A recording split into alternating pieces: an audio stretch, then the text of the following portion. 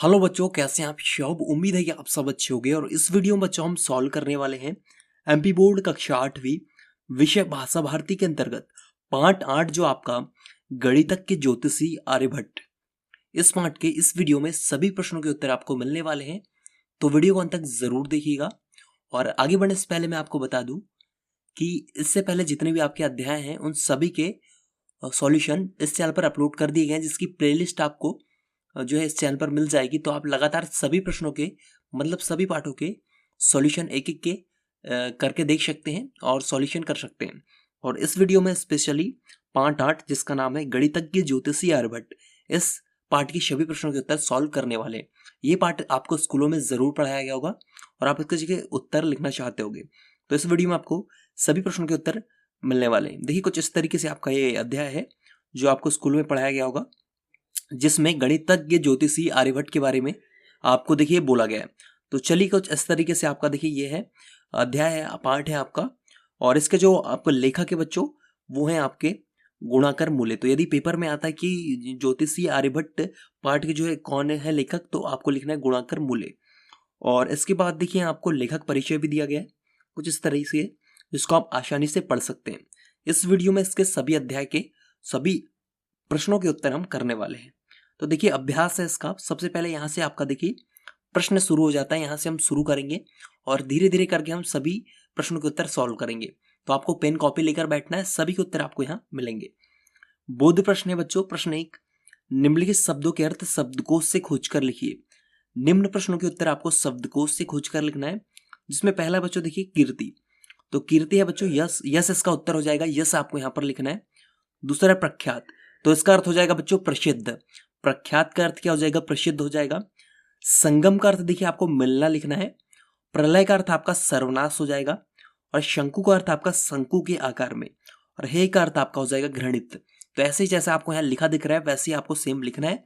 मैं आपको उत्तर देते जा रहा हूँ, आपको वीडियो रुक रुक कर उत्तर लिखते जाने हैं। इसके बाद देखिए बच्चों हम आगे बढ़ेंगे। तो आगे आपका देखिए कुछ वेदशाला। तो वेदशाला क्या होता है?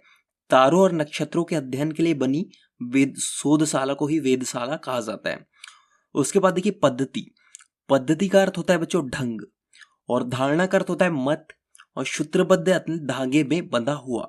और आसन्न मतलब समीप या पास। तो इन सभी का अर्थ देखिए मैंने आपको बता दिया है, इस प्रकार से आपको सभी का अर्थ लिख देना है। चलिए इसके बाद बच्चों आपका देखिए दूसरा प्रश्न आ जाता है। दूसरा प्रश्न क्या है आपका? यहाँ देखिए कुछ इस तरीके से कि निम्नलिखित प्रश्नों के उत्तर संक्षेप में लिखिए। निम्न प्रश्नों के उत्तर आपको संक्षेप में लिखना है। कैसे लिखना है सारा कुछ इस वीडियो में आपको देखिए देखने को मिल जाएगा। तो चलिए मैं आपको धीरे धीरे करके सभी प्रश्नों के उत्तर यहाँ पर बताऊंगा। देखिए सबसे पहला प्रश्न है बच्चों आपका कि पटना शहर का पुराना नाम क्या है। तो पटना शहर का पुराना नाम क्या है आपको बताना है। तो देखिए इसका उत्तर आपको देखिए कुछ इस तरीके से लिखना है। पटना शहर का पुराना नाम पाटलिपुत्र है। ये इसका उत्तर है। आपकी स्क्रीन पर ऐसे ही आपको सभी उत्तर मिलेंगे, तो आपको देखिए उत्तर इसका लिख लेना है, नोट कर लेना है। दूसरा प्रश्न है बच्चों, पटना के पास कौन सा प्रख्यात विश्वविद्यालय था। तो इसका उत्तर हो जाएगा पटना के पास नालंदा विश्वविद्यालय था, जो अपने समय का बहुत ही प्रसिद्ध विश्वविद्यालय था।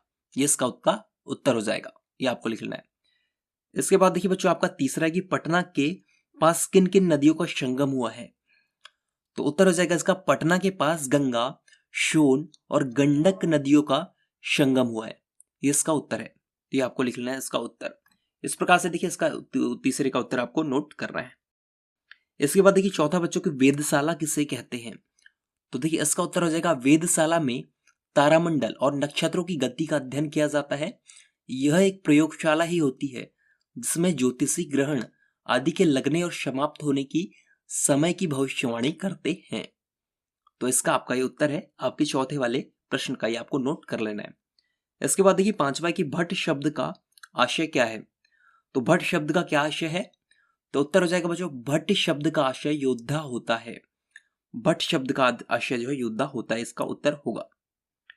इसके बाद देखिए आपका अगला प्रश्न है कि आर्यभट्टी पुस्तक के कौन कौन से 4 भाग है।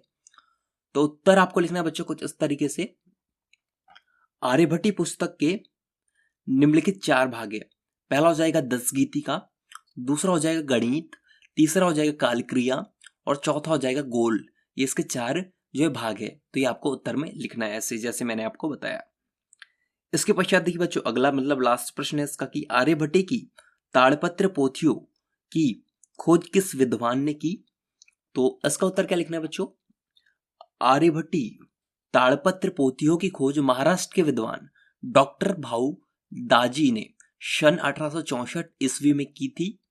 यह मलयालम लिपि में लिखी हुई थी। उन्होंने ही इसका विवरण प्रकाशित किया था।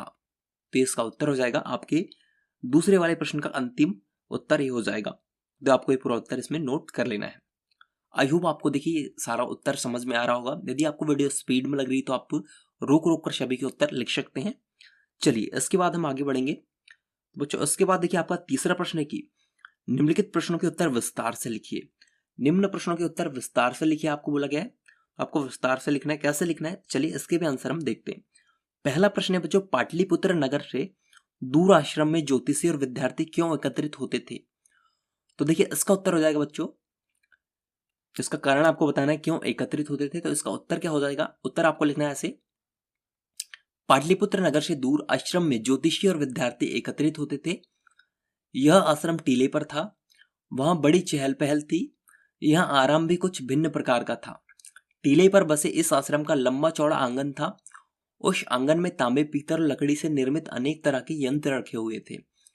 उनमें से कुछ यंत्र गोल आकार के थे, कुछ कटोरे जैसे तथा कुछ वर्तुलाकार थे, कुछ शंकु की तरह थे। वास्तव में यह एक वेधशाला थी। इन यंत्रों के आसपास कितने ही ज्योतिषी बैठे हुए थे, वे सभी प्रसिद्ध थे। साथ ही वहां अनेक विद्यार्थी भी बैठे हुए थे। इसके आगे लिखना है बच्चों कि वे वहां इकट्ठे होकर हिसाब लगाकर भविष्यवाणी किया करते थे कि ग्रहण किस समय लगेगा, कहाँ दिखाई देगा तथा इस समय ग्रहण का समय क्या होगा। वे अपनी गणना के अनुसार की गई भविष्यवाणियों की सत्यता की परख करने के लिए वहां एकत्र हुआ करते थे। तो इसका पहले प्रश्न का बच्चों ये पूरा उत्तर हो जाएगा। ये आपको पूरा नोट कर लेना है। जैसा मैं आपको बता रहा हूं वैसे ही आपको नोट करते जाना है। आपको निश्चित रूप से पूरा उत्तर समझ में आएगा। चलिए इसके बाद दूसरा प्रश्न की पृथ्वी अपनी धुरी पर चक्कर लगाती है। इस कथन को आर्यभट्ट ने किस तरह लोगों को समझाया। तो किस तरह समझाया, तो इसका उत्तर हो जाएगा, आर्यभट्ट ने कभी भी आंखें मूंदकर पुरानी गलत धारणाओं को स्वीकार नहीं किया। वे अपने विचारों को बिना झिझक और भय के प्रस्तुत किया करते थे। उन्होंने ग्रहण और आकाश की अन्य अनेक घटनाओं के संबंध में स्वतंत्र रूप से अपने विचार रखे। उन्होंने लोगों को खुलकर बताया कि हमारी पृथ्वी अपनी धुरी पर चक्कर लगाती है, वह स्थिर नहीं है। आकाश का तारामंडल स्थिर है। आर्यभट्ट ने यह भी स्पष्ट किया कि पृथ्वी अपनी धुरी पर पश्चिम से पूर्व की ओर घूमती है। इसके साथ हम भी घूमते हैं, इसलिए आकाश का स्थिर तारामंडल हमें पूर्व से पश्चिम की ओर जाता हुआ जान पड़ता है। तो इस तरीके से उन्होंने जो है बताया था कि पृथ्वी अपनी धुरी पर चक्कर लगाती है। तो इसका पूरा उत्तर है, ये आपको नोट करना है। चलिए इसके बाद बच्चों आपका ग है कि आर्यभट्ट ने सूर्य ग्रहण और चंद्र ग्रहण के विषय में क्या विचार व्यक्त किए थे। तो क्या विचार व्यक्त किए थे आर्यभट्ट ने सूर्य ग्रहण और चंद्र ग्रहण के विषय में। तो उत्तर आपका हो जाएगा बच्चों, कुछ आचार्य और विद्यार्थी पाटलिपुत्र के आश्रम की वेधशाला में बैठकर आपस में चर्चा कर रहे थे कि ग्रहण क्यों लगता है। उनमें से कुछ कह रहे थे कि धर्म ग्रंथों में लिखा हुआ है कि ग्रहण के समान समय राहु नाम का राक्षस और सूर्य और चंद्रमा को निगल लेता है। हमें चाहिए कि इन ग्रंथों की बातों पर हमें विश्वास करना चाहिए। परंतु वहां उपस्थित विद्यार्थी मंडल में एक तरुण विद्यार्थी बैठा हुआ था। वह अपने साथी विद्यार्थियों को समझा रहा था कि पृथ्वी की बड़ी छाया जब चंद्रमा पर पड़ती है तो चंद्र ग्रहण लगता है, और इस तरह जब चंद्रमा पृथ्वी और सूर्य के बीच आता है तथा वह सूर्य को ढक लेता है तब सूर्य ग्रहण होता है। आगे लिखना है कि राहु नामक राक्षस सूर्य अथवा चंद्रमा को निगल जाता है। यह सब कपोल कल्पित धारणा है, हमें इनमें विश्वास नहीं करना चाहिए। यही जो है सूर्य ग्रहण और चंद्र ग्रहण के विषय में आज जो है विचार थे आर्यभट्ट के। तो ये पूरा उत्तर आपका हो जाएगा तीसरे का। ये भी बच्चों आपको नोट कर लेना है। चलिए इसके बाद बच्चों आपका चौथा प्रश्न है कि ज्ञान विज्ञान के क्षेत्र में संसार को प्राचीन भारत की क्या देन है। तो संसार को प्राचीन भारत की देन आपको बताना है। तो देखिए इसका उत्तर कैसे लिखना है आपको, इसका उत्तर हो जाएगा बच्चों, ज्ञान विज्ञान के क्षेत्र में संसार को प्राचीन भारत की सबसे बड़ी देन है शून्य सहित केवल 10 अंकों संकेतों से भी संख्याओं को व्यक्त करना। इस दार्शनिक स्थान का अंक पद्धति की खोज आर्यभट्ट से 300-400 वर्ष पहले हो चुकी थी। आर्यभट्ट इस नई पद्धति से परिचित थे। उन्होंने अपने ग्रंथ को शुरू में वृंद अर्थात अरब की जो है 10 गुणोत्तर संज्ञाएं देकर लिखा है। इनमें प्रत्येक स्थान अपने पिछले स्थान से 10 गुना है। आगे हो जाएगा कि आर्यभट्ट ने हमारे देश में गणित ज्योतिष के अध्ययन की एक नई जो है स्वस्थ परंपरा शुरू की।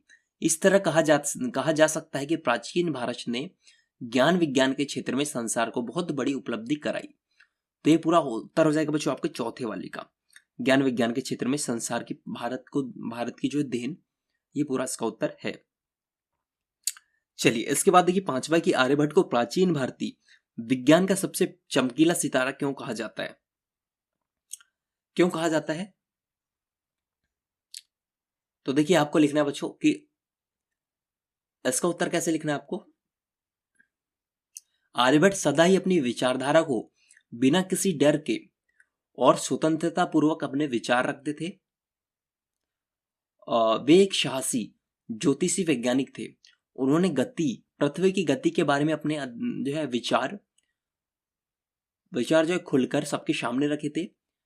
वे सबसे पहले ज्योतिषी थे जिन्होंने स्पष्ट रूप से अपने शब्दों में कहा कि पृथ्वी स्थिर नहीं है, यह अपनी धुरी पर चक्कर लगाती है।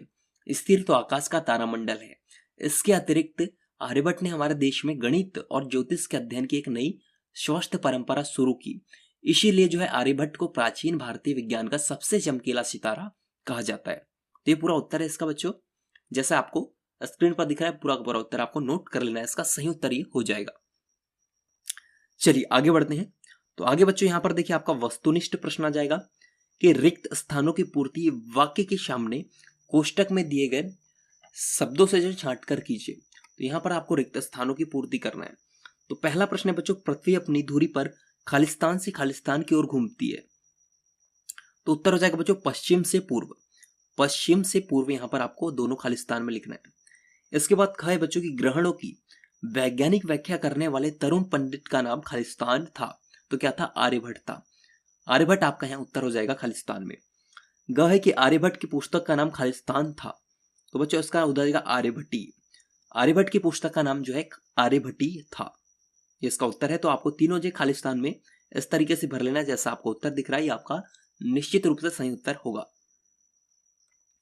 इसके बाद देखिए यहां से आपका भाषा अध्ययन शुरू हो जाता है बच्चों। भाषा अध्ययन के भी सभी प्रश्नों के उत्तर हम यहाँ पर करने वाले हैं। तो देखिए कुछ इस तरीके से आपको यहाँ पर दिया हुआ है। क्या दिया हुआ है? प्रश्न 1, निम्नलिखित तालिका के अ भाग में कुछ शब्द दिए गए हैं।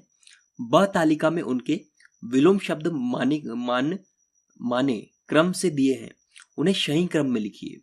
तो देखिए तालिका अ और ब दिए हैं स्वतंत्र, स्थिर, आकाश, निर्भय, अंधकार, अपराह्न, और ब दिए भय, परतंत्र, अस्थिर, पाताल, पूर्वाह्न, प्रकाश। तो देखिए ये शब्द सही है और ये शब्द आगे पीछे हैं, तो इनको विलोम शब्द के रूप में जमा कर हमको यहाँ पर तीसरी तालिका में लिखना है। तो देखिए ये इनके विलोम शब्द हो जाएंगे।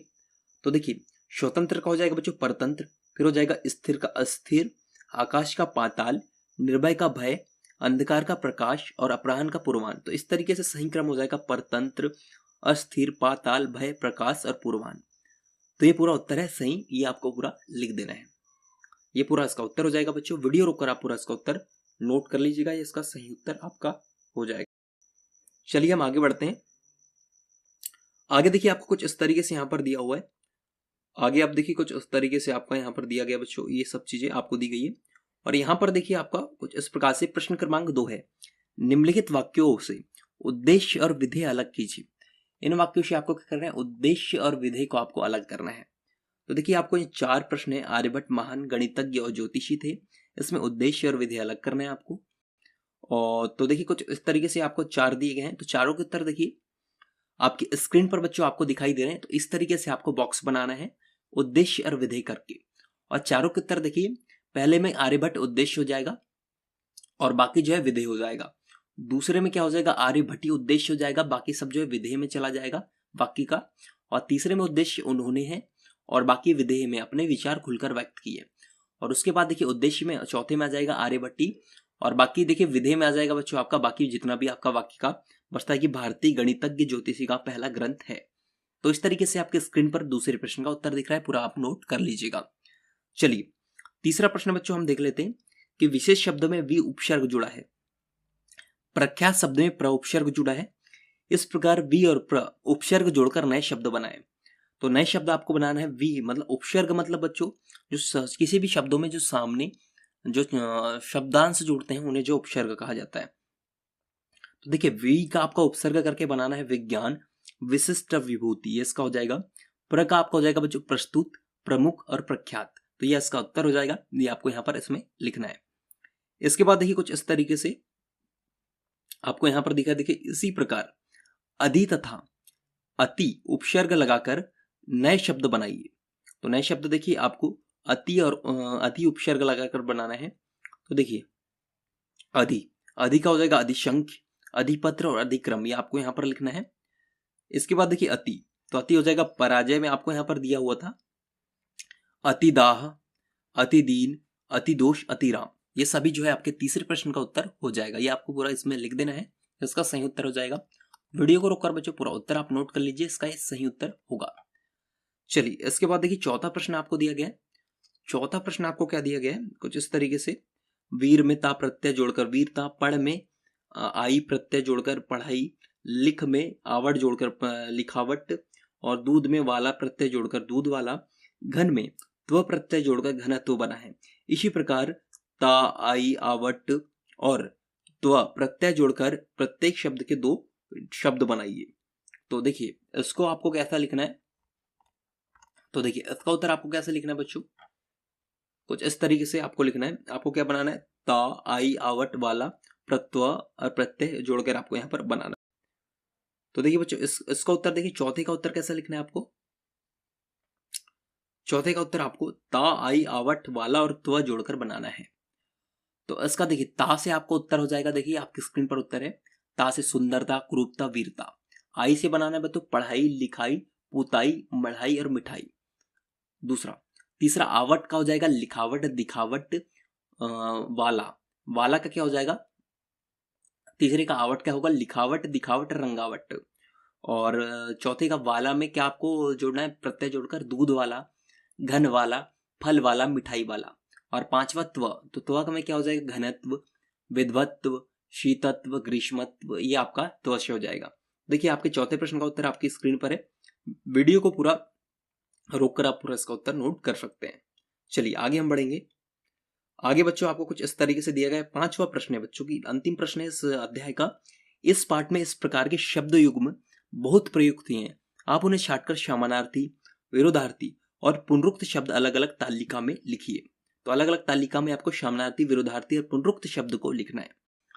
तो इसका उत्तर देखिए बच्चों आपकी स्क्रीन पर है। आपको बॉक्स ऐसा बनाना है, समानार्थी शब्द, विरोधार्थी शब्द और पुनरुक्त शब्द। तो देखिए समानार्थी शब्द में बाग, बगीचे, दान, पुण्य आ जाएगा। विरोधार्थी शब्द में लंबे चौड़े, आचार्य, विद्यार्थी, आकाश, पाताल आ जाएगा। और पुनरुक्त शब्द में आ जाएगा दूर दूर, तरह तरह, कहीं कहीं। तो ये इसका उत्तर कहां कहां, इस तरीके से बच्चों ये आपके पांचवें प्रश्न का उत्तर आपकी स्क्रीन पर है। वीडियो को रोकिए और पूरा उत्तर आप नोट कर लीजिएगा। इस तरीके से पांचवें प्रश्न का उत्तर ही हो जाएगा। आई होप बच्चों आपने पूरा उत्तर जो है नोट कर लिया होगा। तो इस तरीके से इस वीडियो में हमने कक्षा 8वीं भाषा भारती का जो हमने हिंदी का बच्चों लेसन नंबर 8 पूरा जो है कंप्लीट किया है। पार्ट 8 जो है संपूर्ण प्रश्नों के उत्तर देखें। तो आई होप ये वीडियो आपको जरूर पसंद आएगा। वीडियो आपको पसंद आया तो वीडियो को लाइक करके अपने सभी दोस्तों के साथ जरूर शेयर कीजिएगा, ताकि आपको इसी तरीके से आगे भी सॉल्यूशन मिल सके। और यदि आपने इससे पहले के अध्याय के सॉल्यूशन नहीं देखे तो आपको चैनल पर जाकर प्लेलिस्ट चेक कर लीजिएगा, और साथ में आपके इंग्लिश रीडर का भी संपूर्ण सॉल्यूशन चैनल पर अपलोड है। और इससे आगे की लेसन आपके अपलोड है, जिनका सॉल्यूशन आप प्लेलिस्ट में जाकर देख सकते हैं। तो उम्मीद है बच्चों जरूर वीडियो पसंद आएगा। मिलते हैं किसी और नई वीडियो में और सॉल्यूशन के साथ। जब तक टेक केयर, जय हिंद, बाय बाय।